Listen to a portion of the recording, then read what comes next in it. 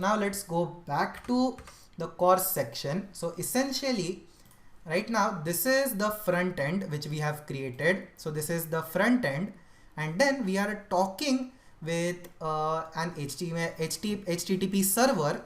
So this is the server, and now this server is making a request to a particular URL. Okay, and over here inside this particular function, we have nowhere specified that we want to allow different servers to talk to this particular server.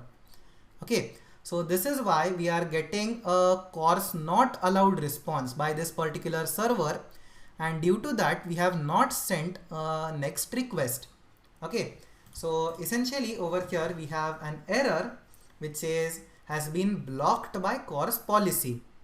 Okay, so now in order to enable course, we have to go back to Cloud Functions, and over here let's click on edit, and essentially now we want to somewhere add in this particular course header inside this particular function. Okay, so over here let's open this function, and now in order to add a particular course header, we want to import a new library. Okay, so in order to import a new library, first of all you need to install it. So any new install is written inside the requirements.txt file. So over here the file which we want to, or the module which we want to use, is called Flask. So this is how we have written Flask inside the requirements.txt file. So now let's go back to main.py. So now before this function we want to import Flask. Okay, so now instead of returning this value directly, let's store it inside a variable. So now we are writing Python code. So a few minutes earlier we were writing JavaScript code, and now we are writing Python code. So this might be confusing, but if you have your basics clear with all these different languages, that is when you won't have any problem with writing code in any language. But ultimately we are just using these different programming languages as a way to solve a very simple problem. Okay, so over here instead of returning the value directly, we want to store it inside a particular variable. Okay, so let's call this response. Okay, so RESP. So RESP is equal to email is valid. Similarly over here RESP is equal to email is invalid. Similarly over here RESP is equal to email is invalid. Okay, so now after this let's go on a new line and let's go back. So inside this particular function you want to write in some code. So you should be only one indentation level from the margin and not more. So right now over here we want to first of all return the response as a JSON object. So this is something we had done while we were creating Flask APIs. So over here let's create a new variable called response. Okay, so response is equal to flask.jsonify. So we have used the JSONify method, and inside JSONify we have to specify a JSON object. So in order to write a JSON object, we need to have curly brackets, and then we have a key, then we have a colon, and then we have a value. Okay, so this is how JSON is written, where we have a key and a value. So essentially over here let's give in a name. So let's call this email status. Okay, so inside email status, now instead of value we want to pass in this particular variable. Okay, so the value of email status is response, or RESP. Okay, so with this we have created a new response which is a flask.jsonify object, and now inside this we have created a new key called email status, and the value for this particular key is the response which we have calculated based on checking the email. And after this now we want to add these particular course headers.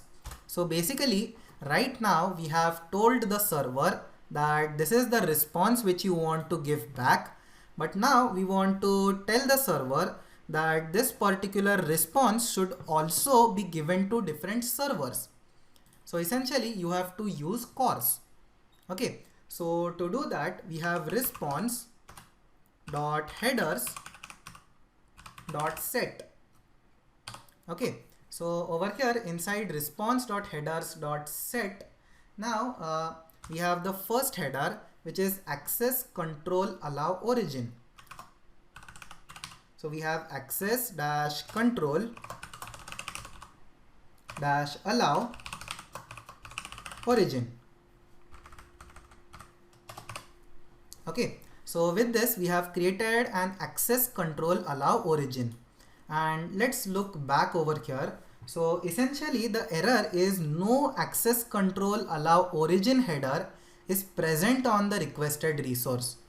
So we are exactly doing this particular task, which is adding this same header on the requested resource.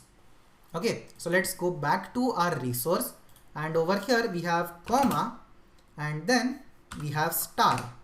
So essentially we want to add this particular header for all requests that are coming to this particular server.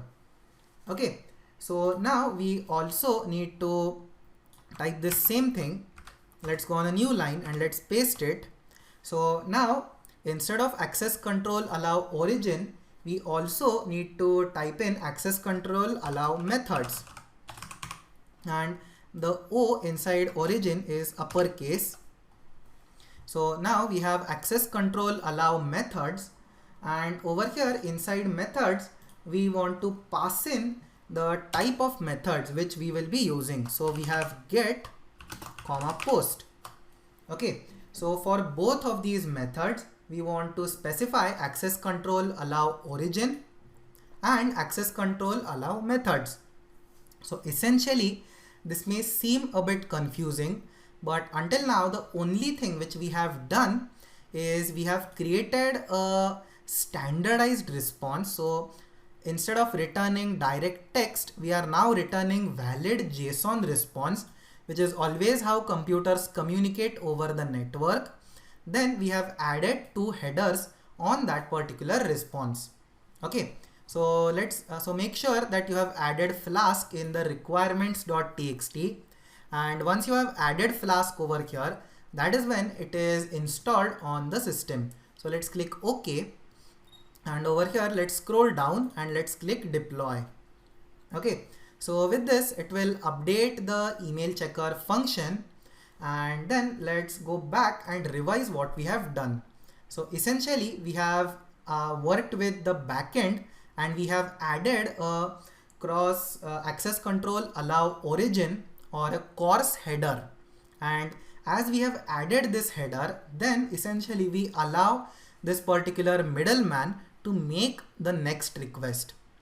Okay, so in a way this is a very important concept in computer networking, where you add CORS to get responses from a new server.